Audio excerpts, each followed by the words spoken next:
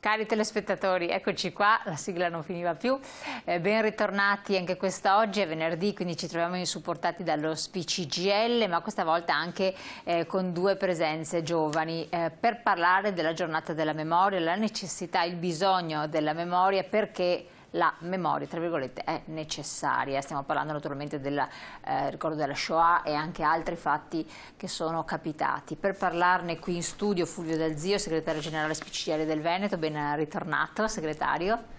Sì, buongiorno a te e a tutti i telespettatori. Non sono il segretario generale, regionale. Sono organizzativo regionale. Organizzativo dello CGIL. Segretario generale. Esatto, quindi allora correggiamo qualora avessimo sbagliato anche in grafica, organizzativo dello CGIL. Tommaso Biancuzzi, invece coordinatore regionale Rete Studenti Medi, e Irene Pizzolotto, coordinatrice invece dell'UDU. Sono collegati però via Zoom, appena abbiamo i collegamenti pronti ve li mettiamo anche in onda. Per quel che riguarda questo discorso della memoria, è importante perché come sempre voi cercate di interagire, non è un caso che abbiamo questi collegamenti con le giovani generazioni, far da ponte, e veicoliamo e trasportiamo i valori della memoria, quindi il non dimenticare, il tenere presente. Qual è il vostro intento, ma soprattutto in questa edizione, quest'anno, che è stato un po' difficile rispetto agli anni passati, cosa siete riusciti ad organizzare, che cosa le ha dato anche l'esito di questi incontri che avete fatto?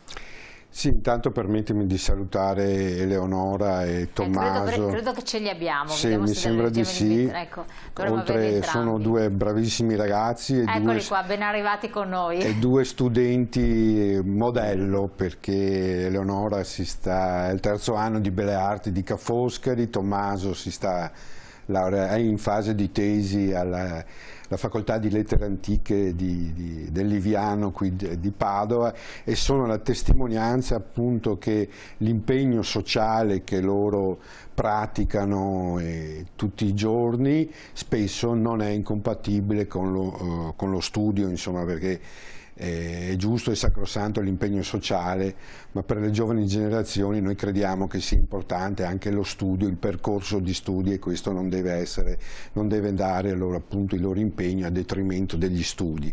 Quindi sono anche un esempio e volevo sottolinearlo.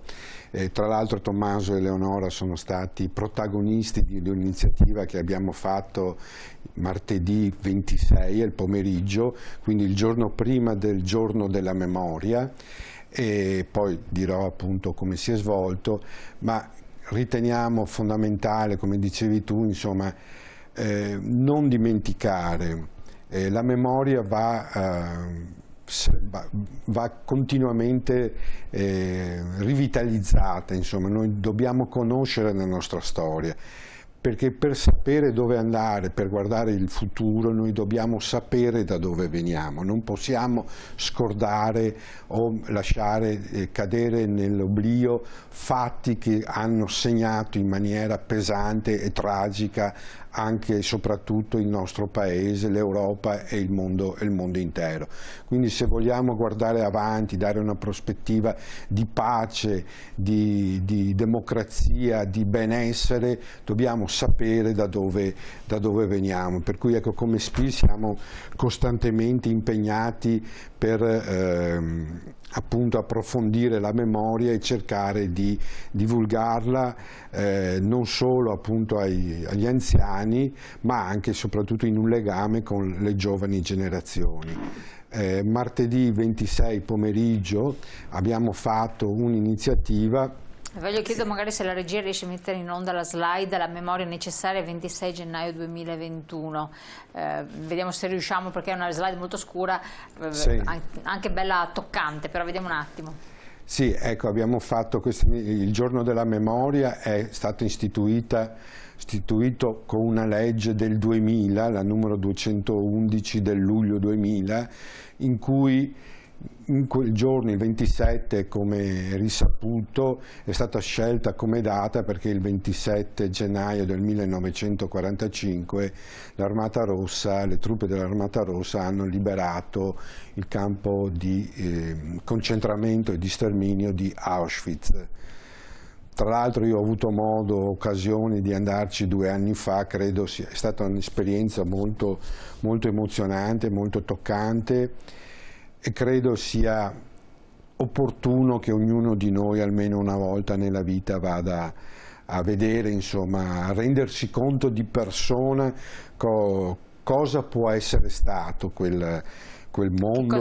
Che cosa l'ha colpito in modo particolare? Eccolo qua, vediamo. Era una fabbrica, mi ha colpito che tutto era finalizzato all'uccisione, allo sterminio delle persone, tutto era in funzione di quello.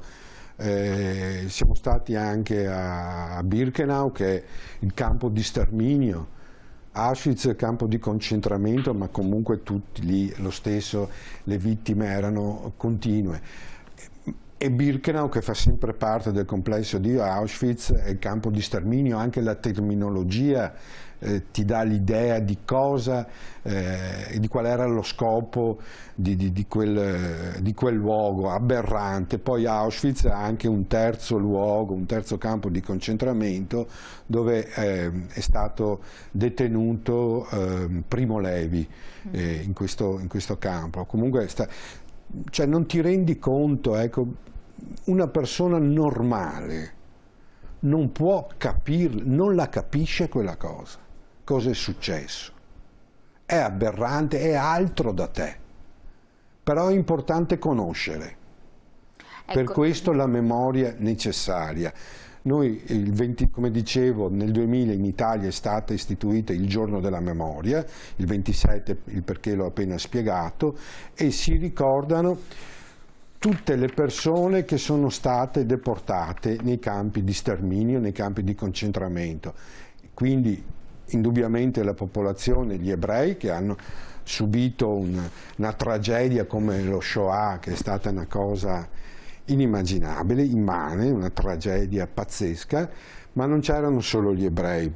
I deportati sono stati anche i deportati politici, cioè coloro che si opponevano al regime nazifascista, sono stati i deportati militari, internati, che non avevano nemmeno la dignità di essere definiti prigionieri, quindi non avevano nemmeno lo status giuridico di prigionieri, ma ci sono stati anche i deportati rom, omosessuali, disabili, cioè tutti i diversi venivano portati e uccisi nei campi di sterminio. Il 27, come la locandina che è proiettata alle tue spalle, il 26 abbiamo fatto questa iniziativa, è stata aperta dal presidente dell'ANPI di Padova, Floriana Rizzetto, e poi abbiamo avuto questi 3 momenti di confronto tra Paolo Navarro Dina,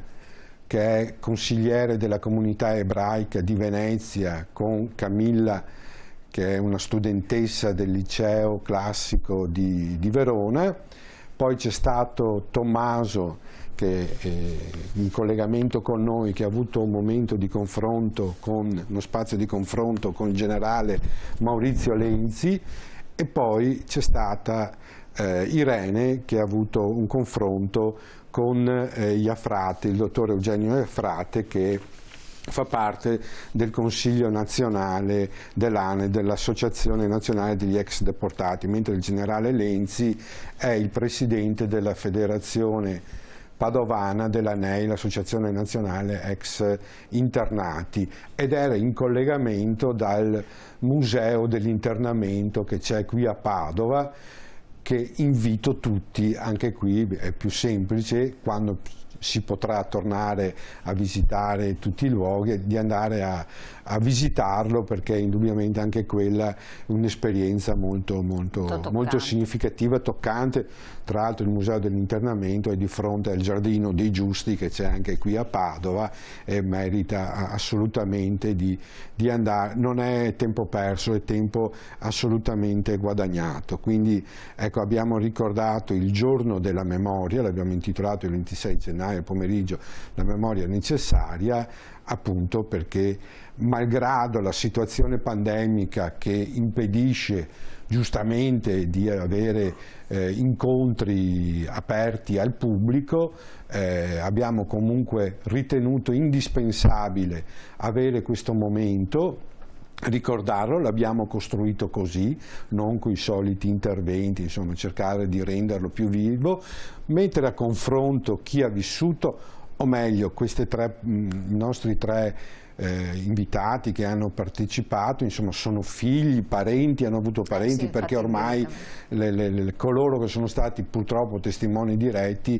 data l'età, insomma ne sono rimasti ben pochi, e poi le difficoltà di collegamento da remoto, insomma, ci hanno fatto preferire avere questi momenti con figure che comunque sono state coinvolte, sono coinvolte, quindi a maggior ragione bisogna cominciare anche a ragionare e avere questi momenti di confronto con le seconde generazioni.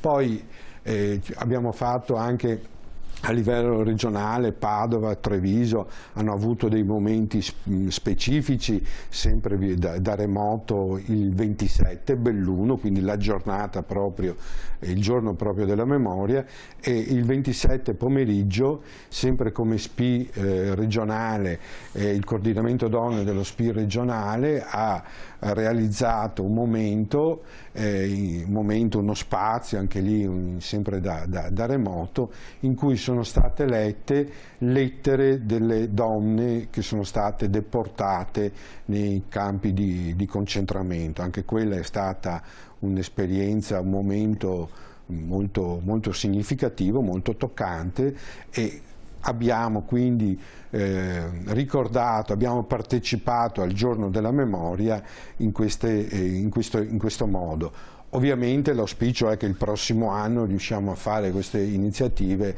in presenza, insomma, certo, quindi è quello che ci auguriamo tutti. Un attimo solo, andiamo in pubblicità adesso, poi così dopo diamo la parola anche agli studenti. Volevo andare in pubblicità con una slide che dice il 15,6% degli italiani crede che la Shoah non sia mai avvenuta, il 16,1% crede che le storie dell'Olocausto siano esagerate. Questa è una fonte Eurispes, Rapporto Italia 2020, ecco la vedete alle mie spalle. Quindi crede che la Shoah non sia mai avvenuta, e quindi ci sono ormai tantissime testimonianze, o che siano esagerate. A fronte appunto delle parole che lei ha raccontato, che i ragazzi, gli studenti hanno sentito direttamente, andremo a discutere di questo tra poco, dopo la pubblicità.